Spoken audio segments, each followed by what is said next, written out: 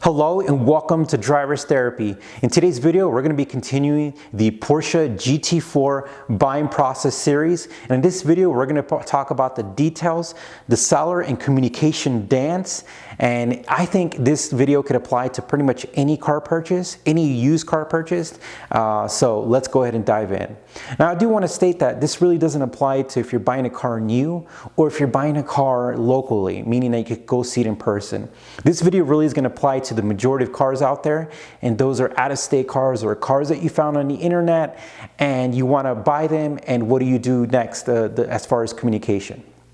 Okay, so you see an ad online, and now I'm going to talk about from my personal experience because I saw an ad and I'm talking to a seller and there's a deposit and everything. So this is all from personal experience and recent personal experience.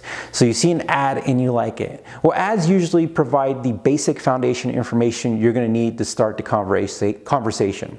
And that's going to include mileage, it's going to include accident history, options, usually some type of option printout, pictures, and usually a story. Now, stories can be good or bad. Usually you don't want a story, it's just, you know, the car has been taken care of. But sometimes, you know, people are selling cars where unfortunately somebody had a low speed impact, or, you know, there's just something that needs to be fixed, or, you know, there's a lot more other things to take in consideration. And it's, in my opinion, it's good that the seller is being upfront, but it's something that, you know, is an additional baggage to the car that you have to take in consideration. So in my case, you know, he provided the VIN, the mileage, a brief story because it has multiple owners, and he talked about what he's done to the car himself and what comes with the car and essentially what he's looking for the car. Now, you have that information and now you want to reach out to him. So you send him an email. Well, what are you going to ask him? Well, again, if this was an in-person sale, you just go look at it and you ask him all the questions. But emailing is a little different. You know, you have to think about grammar, you have to think about content, you have to think about, you know, asking the correct questions, and then you have to wait for the reply. So it's a little different. And then sometimes you don't really know the people's tone either. So it's a different type of dance. And so this is the way I approach it. So after reviewing the information that they provide, some of the things as a potential buyer, you should already have a checklist that's either no-go or go. And what that means in military terms is that no-go means absolutely no, there's no justification, there's no way you're going to accept that parameter, to all the way go to like, yeah, that's fine. So a couple of no-go things for me was transmission recall issues. If there's a call that needs to get the recall done and the owner hasn't had it, or the car is potentially in the red zone, this is stuff that we talked about in a previous video. If there's a potential that I need to interact or deal with this recall, to me that's a no-go. So for this vehicle, that I'm looking at and put a deposit on, it essentially has all those, the recall has been completed, there's a new transmission in there, so that's a go for me. So you have to have those things for you that is literally a go or no go. And that might include owner history, accident history, maintenance history. You have to make that kind of checklist for yourself and see what you accept or not. So for me, I automatically confirmed. I got the information from the recall, the paperwork, and that to me was like a go. So immediately after talking about the transmission, you want to start gathering the very basic information. So Elise was like, buy the Carfax. I'm like, oh, but the car looks good. And so at first I was hesitant, but buy the Carfax. It's about $39. It's not cheap. But that's going to give you something else to look at, so you could confirm the information that the seller is telling you. So if the seller told you there's 3 owners and this was done to the car, typically Carfaxes will have that information.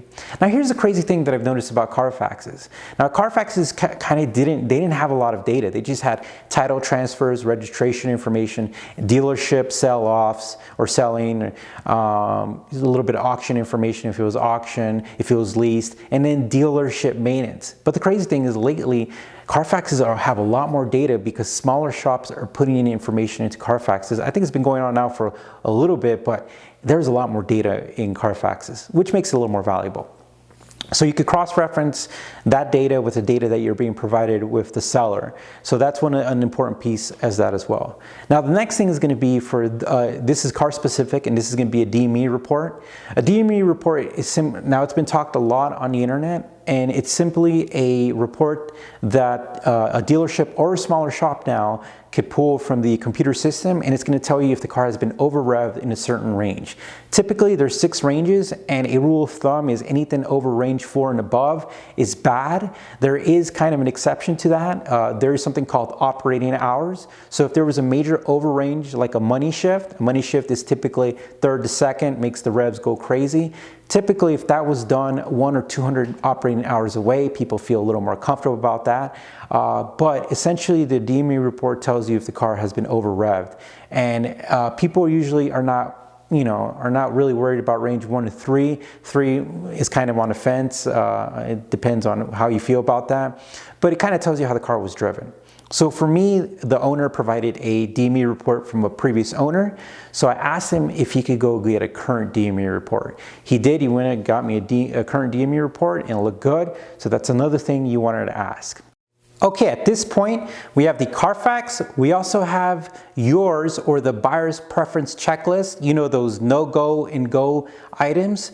Some of those should include maintenance records. I think that should be mandatory. But whatever you feel comfortable, I think it should be in that checklist. And we also talked about the DME report. Now, on the next and last topic, we're going to be combining them. We're going to be talking about deposit, and we're also going to be talking about travel. Some of the things that usually people don't think about, and or sometimes it's overlooked on how it could go wrong, or some of the things you should prepare for it.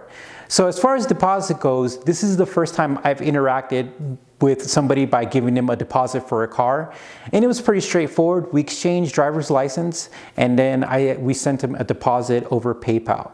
Now, you do have to feel comfortable with the seller. You know, hopefully you built that foundation over communication, but in this case, we felt comfortable with the seller, and we also knew that there was people who were interested in the car, and the seller even told us that there was somebody who was requesting to see the car the next day. So we really wanted to lock in this deal and show the seller that we're very serious about buying this car.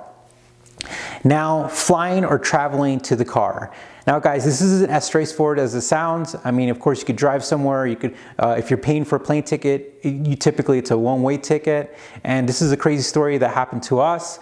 A couple years ago, we were really interested in the car. I fell in love with the car in Niagara Falls. So we bought 2 one-way tickets there. It's kind of across the country for us.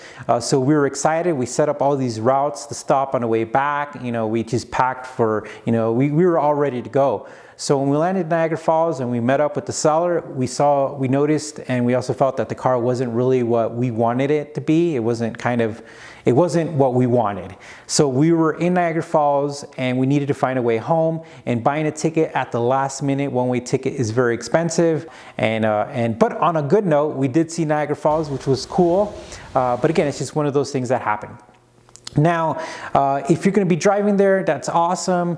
It's a little easier because you could drive back. But at the end of the day, you have to understand that you might be, when you're flying in, you have a different mentality, because for the owners, the sellers, they're just walking outside of their house. They're just showing you the car. And if you're not interested, they're just like, cool. And they just go back in their house, and you have to deal with the logistics of getting back home. So just be prepared and know a little bit, do some more due diligence in situations like this. Now, the last thing I want to talk about is, if you do buy the car, one of the main things for me was that whatever GT4 I'm buying, it has to have PPF or some type of clear bra in the front, because you're either going to have a car shipped back to you, which is expensive. You're either going to trailer it back, which is expensive unless you own a truck and a trailer. But for my case, I want to drive it back, and finding a car that's not too far from me was one of those go or no-go checklists as well.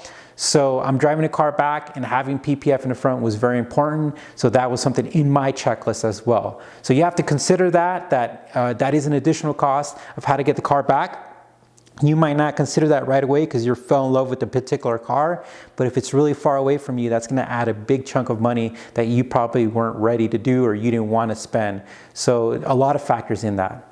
Well guys, I'm really excited. From here on out, we're going to be filming the video in a vlog style. I know it's really not saying vlog is weird, but vlog. But again, I want to show you guys the whole experience and kind of do it like in real time. So here soon we're gonna be flying out, and you guys are gonna be able to see the whole process happening, and I'm really excited. Well guys, I hope you're staying safe. Thank you for watching the channel and the support. If you have any questions, feel free to leave them.